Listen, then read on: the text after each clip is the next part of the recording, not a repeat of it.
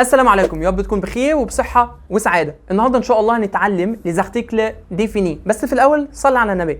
عاوزك تدخل على الجروب بتاعنا على التليجرام، أولى ثانوي، تانية ثانوي، تالتة ثانوي، عشان أفكرك اللي إن شاء الله هنشرح المنهج عليه كاملا وشيره مع زمايلك للأجر إن شاء الله. النهارده إن شاء الله هنتعلم les articles définis، أدوات المعرفة، هما الألف واللام لو أنت شاطر في العربي. دونك هنتعلم الألف واللام en français اللي هو le, la, l'apostrophe et les. تاني le, la, l'apostrophe, les. اولا هعرفك ايه هو les articles indéfinis.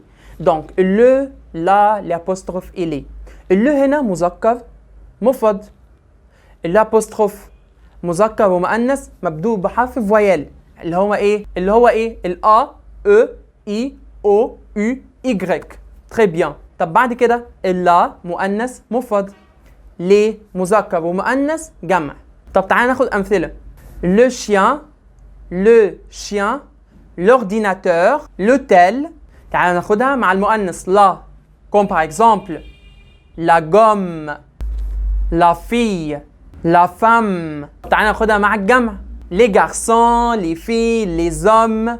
ما تنساش في اخر الفيديو طبعا تعمل لايك وتمنشنه مع اصحابك كمان، وبفكرك طبعا تدخل على الجروب بتاعنا على التليجرام. اشوفكم على خير، سلام.